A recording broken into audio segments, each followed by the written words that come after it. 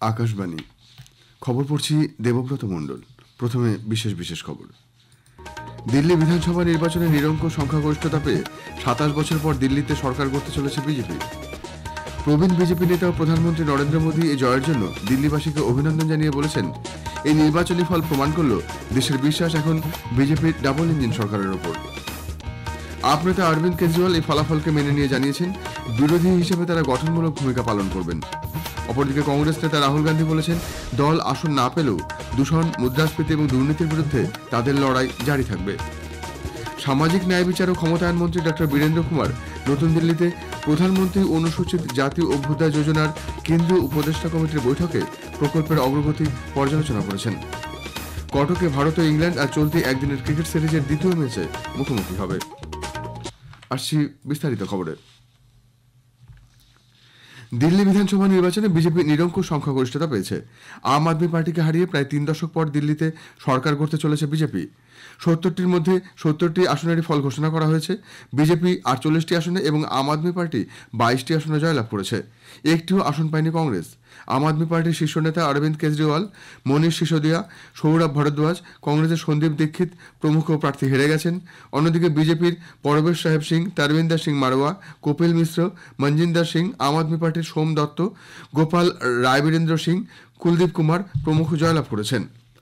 এর পাশাপাশি উত্তরপ্রদেশের মিল্কিপুর বিধানসভা কেন্দ্রের উপনির্বাচনে বিজেপির চন্দ্রভানু পাসোয়ান জিতেছেন। তিনি সমাজবাদী পার্টির অজিত প্রসাদকে 61,700 বেশি ভোটে হারিয়ে দিয়েছেন। প্রধানমন্ত্রী নরেন্দ্র মোদী বলেছেন, দিল্লি এবার বিশ্বস্তরের নাগরিক পরিকাঠামো পাবে।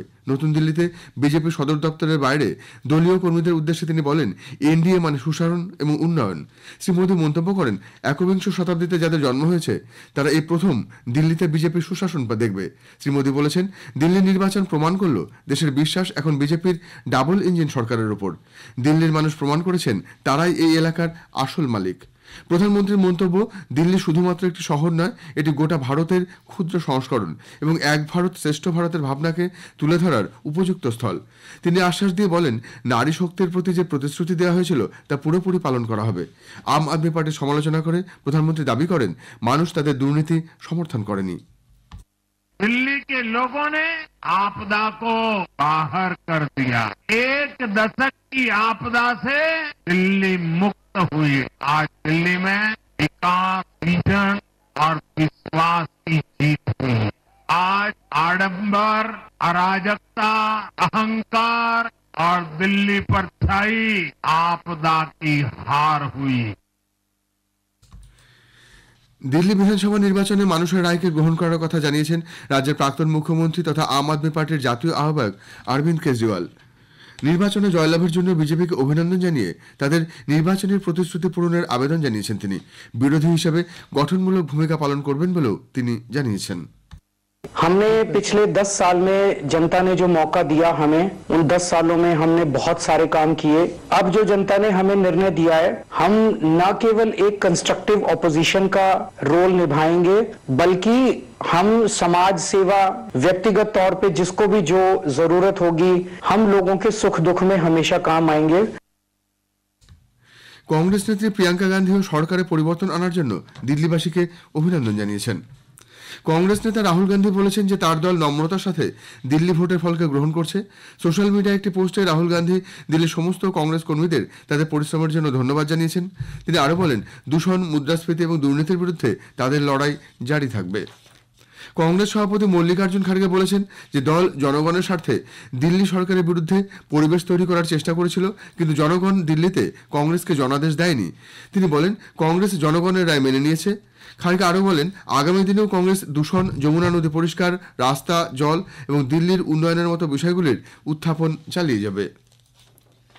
বিজেপির জয় এবং আম আদমি পার্টির পরাজয়কে কেন্দ্র করে রাজধানী দিল্লির পাশাপাশি এ রাজ্যেও রাজনীতি সরগরম। দিল্লিতে আপের শীর্ষ নেতা অরবিন্দ কেজরিওয়াল, মনীষ সিসোদিয়া, সৌরভ ভরদ্বাজরা পরাজিত হয়েছেন। দিল্লিতে বিজেপির জয়লাভে সেখানকার মানুষকে শুভেচ্ছা জানিয়েছেন রাজ্য বিজেপি সভাপতি সুকান্ত মজুমদার। তিনি আজ দিল্লিতে প্রবাসী বাঙালিদের সঙ্গে বিজয় উৎসব পালন করেন। শ্রী মজুমদার বলেন, দিল্লি নির্বাচন থেকে দল যে অভিজ্ঞতা লাভ করেছে তা যথাযথ সময়ে বাংলাতেও প্রয়োগ করা হবে।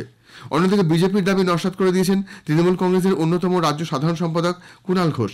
তিনি বলেন, দিল্লির ভোটের ফলাফলের কোনো প্রভাব এ রাজ্যে পড়বে না। সমাজ মাধ্যমে এক বার্তায় কুণালবাবু দাবি করেন, 2026-এ রাজ্য বিধানসভা নির্বাচনে তৃণমূল কংগ্রেস 250-র বেশি আসন পাবে। দিল্লি বিধানসভা নির্বাচনে কংগ্রেস কোনো আসন না পেলেও এই ফলাফলে অনেকের হাড়ে যে কাঁপুনি ধরবে এটা স্বাভাবিক বলে মন্তব্য করেছেন প্রদেশ কংগ্রেস সভাপতি শুভঙ্কর সরকার।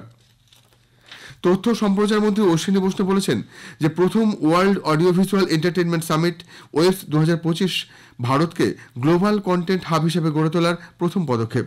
একটি সোশ্যাল মিডিয়া পোস্টে তিনি বলেন, ভারত বিশ্বের সৃজনশীল পাওয়ার হাউস হয়ে ওঠার ভিত্তি স্থাপন করছে।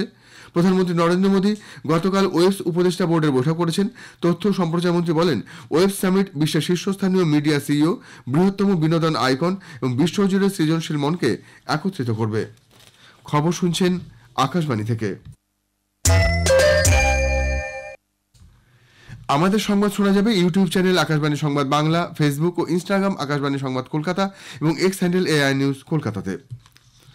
সামাজিক ন্যায় বিচার ও ক্ষমতায়ন মন্ত্রী ডক্টর বীরেন্দ্র কুমার গতকাল নতুন দিল্লিতে প্রধানমন্ত্রী অনুসূচিত জাতীয় অভ্যুদয় যোজনার কেন্দ্রীয় উপদেষ্টা কমিটির বৈঠকে সভাপতিত্ব করেছেন।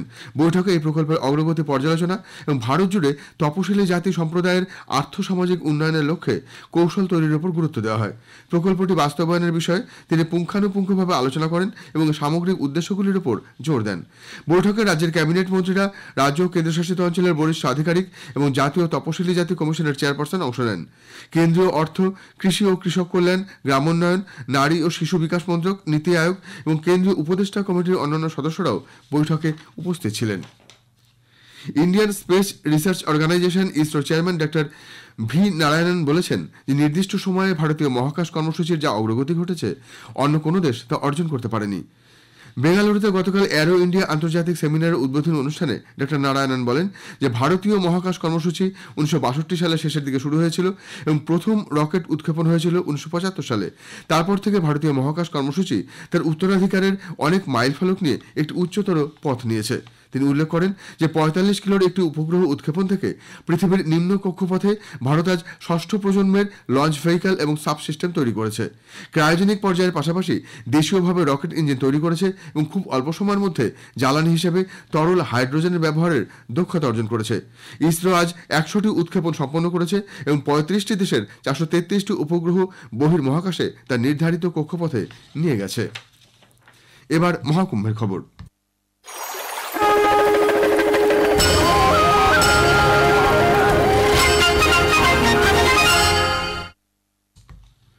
প্রয়াগরাজে সঙ্গমে ক্রীড়া ও সংস্কৃতি উৎসব খেল মহাকুম্ভের আয়োজন করা হয়েছে। এই উৎসবটি ঐতিহ্যবাহী খেলাধুলা এবং দেশব্যাপী ক্রীড়াবিদদের অনুভূতি প্রচার করে। গত 6 ফেব্রুয়ারি থেকে শুরু হওয়া এই খেল মহাকুম্ভে অংশ নিচ্ছেন দেশে 28টি রাজ্য ও 8টি কেন্দ্রশাসিত অঞ্চলের অ্যাথলিটরা। পরিবেশ বান্ধব ও সুস্থায়ী উন্নয়নের উপযুক্ত পথ নিয়ে নিয়মিত অনুষ্ঠান সম্প্রচার করছে আকাশবাণী কলকাতা। এবার এই বিষয় নিয়ে সরাসরি স্কুল ও কলেজের ছাত্রছাত্রীদের মধ্যে পৌঁছে গেল আকাশবাণী। সল্টলেকের বিধাননগর কলেজে একদিনব্যাপী কর্মশালা তথা আলোচনা সভায় 2টি কলেজ ও 3টি স্কুলের 100 জন শিক্ষার্থী বিশেষজ্ঞদের কাছ থেকে সুস্থায়ী উন্নয়ন সম্ভব করার পথ সম্পর্কে মতামত শোনে। এ বিষয়ে তাদের তৈরি করা স্বল্পদৈর্ঘ্যের চলচ্চিত্র এবং অডিয়েন্স কুইজে অংশ নিয়ে জিতে নেয় নানা পুরস্কার। এই অনুষ্ঠানের প্রথম সত্রে সভাপতিত্ব করেন বিধাননগর কলেজের অধ্যক্ষ অধ্যাপক সৌরভ চক্রবর্তী। কি নোট লেকচারে সৌরশক্তি ব্যবহারে ভারতের উদ্যোগ এবং এক্ষেত্রে বিশ্বজুড়ে যে সমন্বিত আয়োজন চলছে তার রূপরেখা দেন ডক্টর শান্তিপদ গণ চৌধুরী। 6টি স্বল্পদৈর্ঘ্যের চলচ্চিত্রের মাধ্যমে university of engineering and management এবং বিধাননগর কলেজের ছাত্রছাত্রীরা তুলে ধরেন পরিবেশের ভারসাম্যহীনতা এবং সুস্থায়ী উন্নয়নের জন্য আশু পদক্ষেপের প্রয়োজনীয়তা। ইসরায়েলের বিমান বাহিনী সিরিয়ার দক্ষিণাঞ্চলীয় দের আলী শহরে হামাসের একটি অস্ত্র গুদামে হামলা চালিয়েছে। এক বিবৃতিতে ইসরায়েলি প্রতিরক্ষা বাহিনী বলেছে ওই গুদামে মজুত করা অস্ত্রগুলো আইডিএফ সেনাদের উপর হামলায় ব্যবহারের উদ্দেশ্যে রাখা হয়েছিল। ভারত ও ইংল্যান্ড আগামীকাল চলতি একদিনের ক্রিকেট সিরিজের দ্বিতীয় ম্যাচে পরস্পরের মুখোমুখি হবে। কটকের বারাবাটি স্টেডিয়ামে খেলা শুরু হবে দুপুর 1:30টায়। নাগপুরে প্রথম ম্যাচে 4 উইকেটে জিতে ভারত 3 ম্যাচের সিরিজে 1-0 এগিয়ে রয়েছে। শেষ করার আগে বিশেষ খবর আরেকবার। দিল্লি বিধানসভা নির্বাচনে নিরঙ্কুশ সংখ্যাগরিষ্ঠতা পেয়ে 27 বছর পর দিল্লিতে সরকার গড়তে চলেছে বিজেপি। প্রবীণ বিজেপি নেতা প্রধানমন্ত্রী নরেন্দ্র মোদী এই জয়ের জন্য দিল্লিবাসীকে অভিনন্দন জানিয়ে বলেছেন, এই নির্বাচনী ফল প্রমাণ করল দেশের বিশ্বাস এখন বিজেপির ডাবল ইঞ্জিন সরকারের ওপর। সামাজিক ন্যায় বিচার ও ক্ষমতায়ন মন্ত্রী ডক্টর বীরেন্দ্র কুমার নতুন দিল্লিতে প্রধানমন্ত্রী অনুসূচিত জাতি অভ্যুদয় যোজনার কেন্দ্রীয় উপদেষ্টা কমিটির বৈঠকে প্রকল্পের অগ্রগতি পর্যালোচনা করেছেন।